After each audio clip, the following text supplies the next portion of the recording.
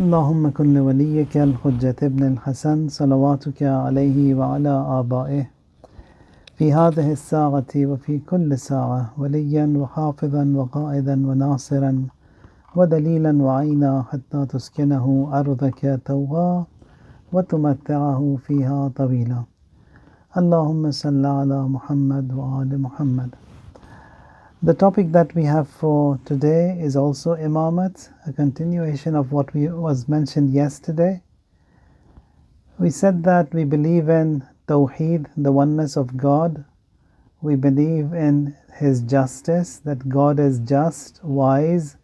He does everything very wisely. He doesn't punish someone who has done good. He doesn't reward someone who has done bad.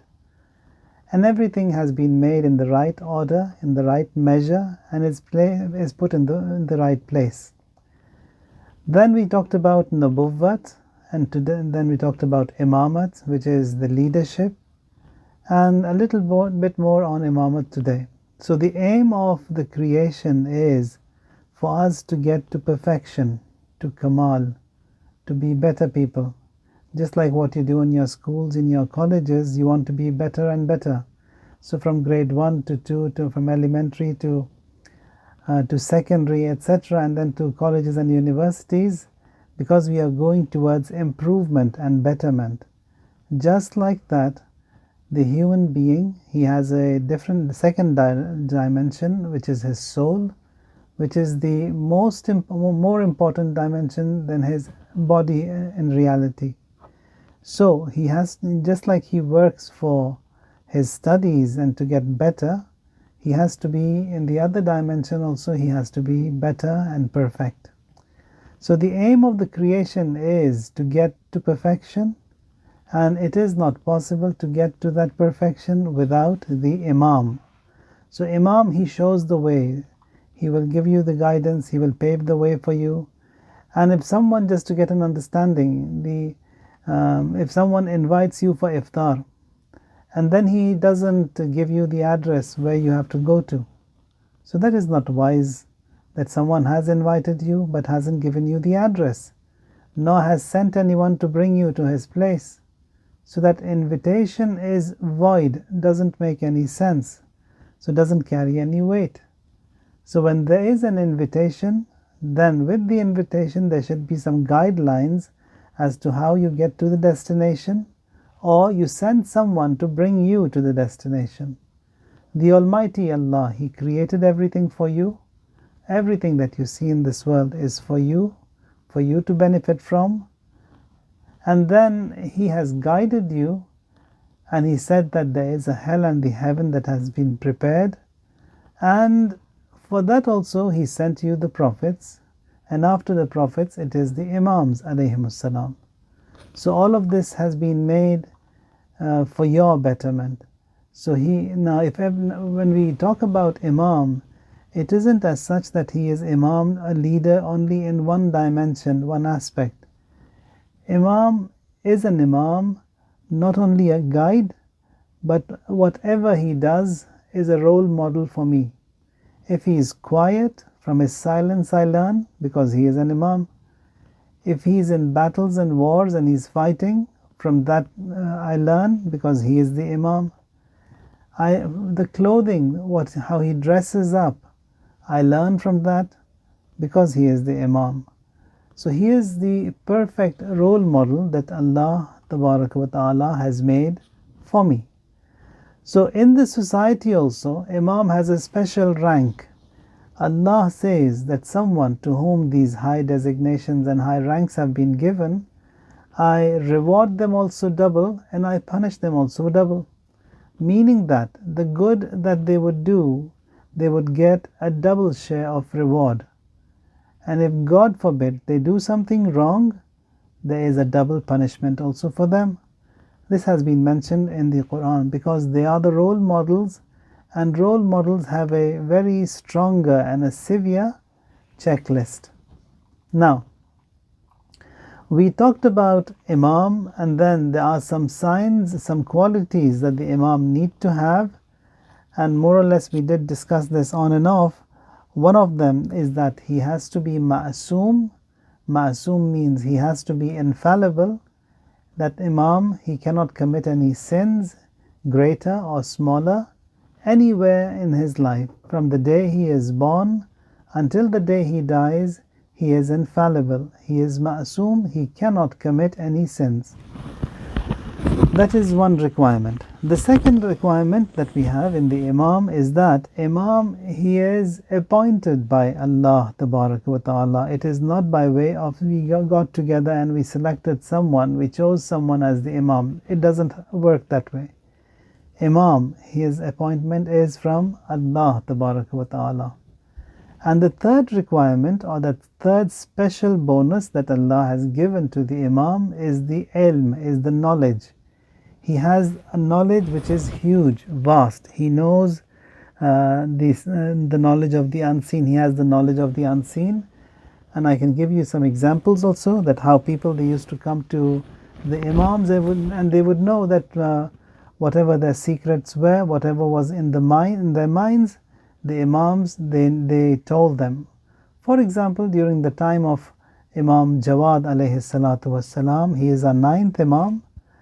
There was a Christian, and the rulers, the kings at that time, they were being a little bit tough on him. Now he says to himself, now the king has summoned me, has called me to his palace, so that is a little bit scary, that what is going to happen over there, we don't know. So he said that, let me go to the Imam of the Shias. Maybe he finds a solution for me. And then he says that I came to Imam Jawad. Imam Jawad is one of the Imams who, at a very young age, in his childhood, he achieved and he arrived at the rank of Imamat. We have 3 Imams who became an Imam at a very young age. We have Imam Jawad alayhi salam, Imam Rida alayhi salam, Imam Jawad alayhi salam, and then Imam Hadi and Imam Mahdi alayhi salatu wasalam. These are the 3 Imams who, at a very young age, they became the Imams. Now, he comes to see the Imam with this intention that I'll see him and then I'll ask him for some help. The moment he enters, Imam addresses him by his name and the problem that he was facing and what the solution would be. And Imam said to him, don't worry, don't panic, you will go to the king and then nothing will happen to you. So before he said anything to the Imam, Imam already replied to his worry, to his question, addressed him by his name. That is the knowledge that Allah has given to the Imams alayhimus salam, to all of them. So 3 special bonuses Allah gives to the Imam. First of all, he is a ma'asum and infallible. From the day he is born until the day he dies, they cannot commit any sins, any wrong. Appointment is from Allah, and then third, it is the knowledge. Now, in addition to these very basic requirements in an Imam, there are some other requirements that I'll just slowly mention them, keep them in your mind, and that is giving, charity. All of the Imams that we believe in, the first of them is Imam Ali alayhi salatu wassalam, and all the 11 others, they were all very giving. Whoever came to them, they gave, and they gave a lot. Now, one of the examples that can be mentioned is once in Masjid al-Nabi, Rasulullah sallallahu alayhi wa alihi wasallam, someone comes to the Prophet and asks him that when you depart from this world, when you pass away, have you appointed anyone as your successor? The Prophet says yes, and then he says, and who is your successor? Now the Prophet says, let's go to the mosque. Now in the mosque, the 2, they arrive, and at that very time there was a beggar who was in need, and he also arrives in the mosque. And he was asking for help. There were other people in the mosque, no one helped. No one helped that person in need.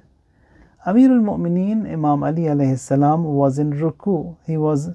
And then when no one replied to him, Imam shows his hand to that beggar in need, and he understood that there's a ring in his hand. He's asking me to take the ring, and gives away the ring in charity to that person in need.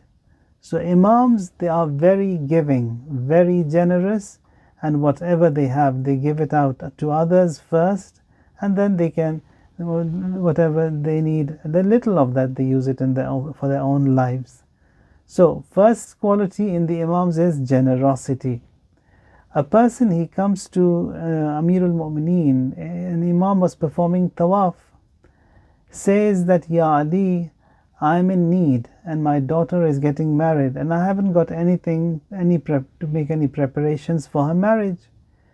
Imam says that I don't have any money on me now here that I'm performing this tawaf and hajj. Come to Medina, I'll help you. He comes to Medina after a while, then he meets Imam Hussein alayhi salam. He's a young child in the street, says, I've come to this address, I've come to meet Imam Ali alayhi salam. Do you know where he is?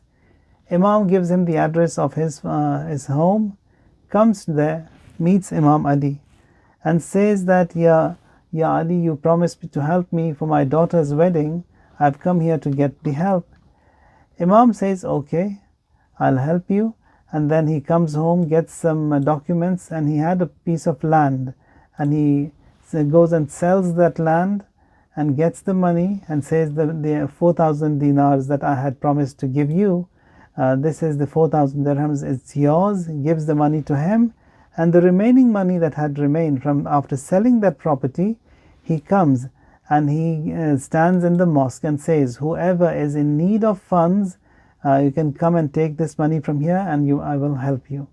So Imams were like that, always generous, always giving, and whoever came to them, they were helped. Now the other thing that we see in the Imams and the Prophets is that they are very hardworking, very hardworking. We don't have any Imam who is relaxing and lousy and not working hard enough. Always working. Now you've learned these surahs in Quran, says فَإِذَا فَرَغْتَ فَانْصَبْ, that once you get out of a task, once an assignment is done, you start another assignment. That is, Imams were always busy, always occupied, and always working. So one of the other qualities that we see in an Imam is that Imams, they are very hardworking, very giving, very helping. And then one of the other qualities that we have in the Imams is that if someone comes to them and has a complaint and says that they've been usurped, they've been oppressed, and someone has been harsh to them, bad to them, so Imams, they help them. Whoever comes to the Imam for help, they are helped. One of the names that we have for the Imams is Ghawsul Ummah. Ghawsul Ummah, it means helper of the nation. So they helped everyone, whoever came to them. Now, Amirul Mu'mineen Imam Ali alayhi salam, he is the first person and the Khalifa of a Muslim empire, a huge, big Islamic state, which has all these Arab countries that we have today. All of them were under the rule of the Imam alayhi salam. Now, Imam, his office was in Masjid Kufa, and Iraq, it's a hot place, and whoever wants to see the leader, the Imam or the head of the state, they need to come to the office. And Masjid Kufa, it's a big mosque. From where you enter and get into the office of the Imam, it's a long walk. In summer, Amirul Mu'mineen, he comes and sits outside the mosque in the heat. And people, they used to say, Ya Ali, you're an old man now, why do you sit in the heat? Go and sit in the office. He says that people who are in need of help, they can get to me quicker. If I sit in the office, they have to come in here, wait for that time and go through security and then get into the mosque. It's a long time. And how much time? Maybe 5 or 7 minutes extra time would have taken for them to get helped by the Imam. But Imam doesn't want them to be waiting even for that little time, that they should be helped as soon as possible. So that is another quality that we have in the Imams. They are very giving, very caring, very helpful. And among the other qualities that we have in Imam, they are very tolerant, extremely tolerant. So whoever does bad to them, they patiently tolerate whatever they say. I'll give you an example here again. Amirul Mu'mineen, Imam Ali alayhi salam, he is the head of the state, and he has a slave. His name is Qambar. They were together walking in the markets. Someone comes and starts bashing and yelling and screaming and swearing at the Imam alayhi salam. His slave Qambar, he got angry. He says, you don't deal with the Imam like that, and he wanted to tell him off, beat him up. Imam says, stop. You don't deal with people who are like that in that manner. Imam stops him, controls him. So that is that caring and then the tolerance the Imams had towards the people. Because in every society there are people that are nasty and they don't understand. And for that ignorance of theirs, you don't retaliate with them in the same way they have addressed you. The same thing can be seen with the Prophet sallallahu alaihi wasallam on numerous occasions, that people, they used to come and throw garbage on him. There was a Jew, she used to come and throw ashes on the Prophet. Sometimes they used to slaughter their animals, cows and goats, and when the Prophet was offering his prayers, they used to cut open the belly of the goats and empty all the rubbish from the goat's belly on the Prophet. So that is how they used to torture and tease the Prophet, but then they never told them off, they never fought back, they never spoke back. Patiently they tolerated all these tortures and the difficulties that were in the nation, in the people. So that is the tolerance in the people. One of the other qualities that we have for the Imams is that the Imams, they are all very just. So they are justice loving.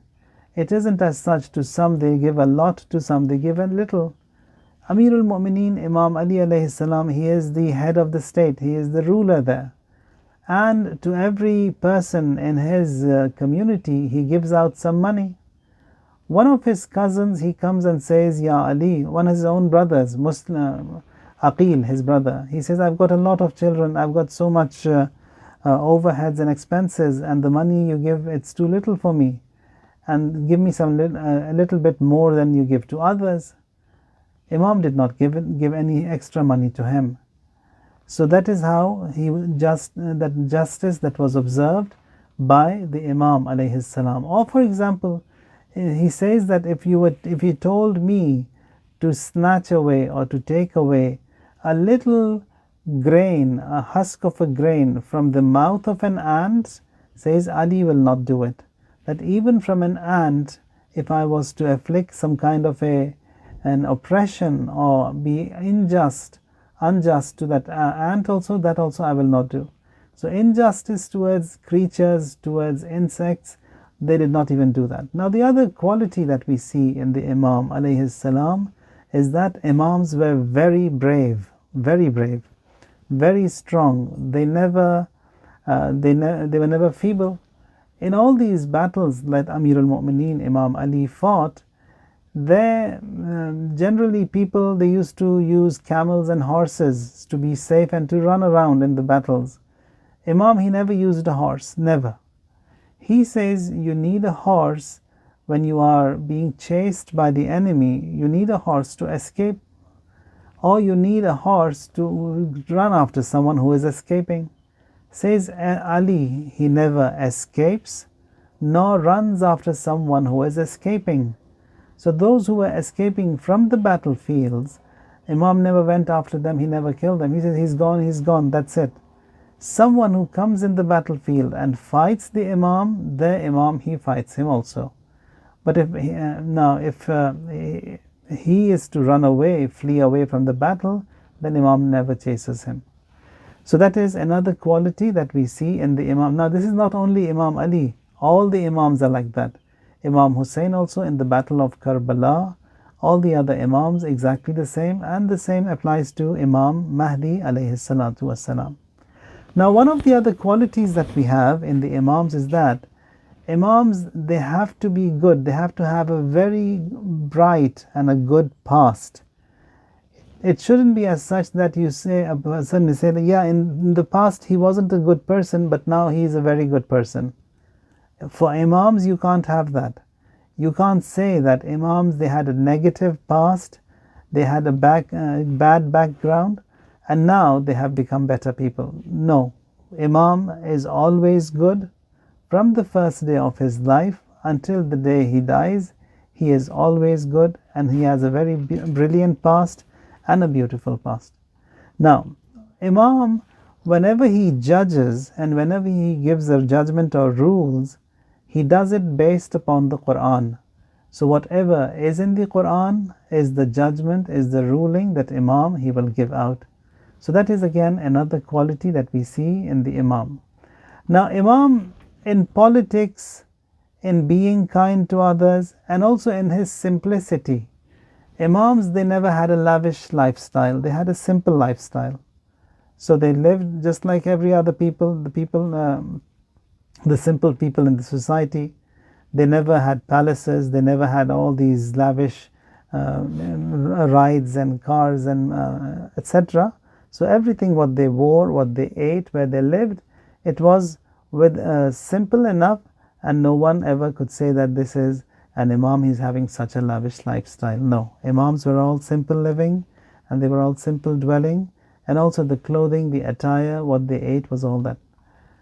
And this was a little bit about the Imamat, and we'll continue this topic even tomorrow on Imamat. And if you have any questions, you've got 5 minutes from now. Wa subhana rabbika rabbil izzati amma yasifun. Wa salamun ala al-mursaleen. Walhamdulillah rabbil alameen. Allahumma salli.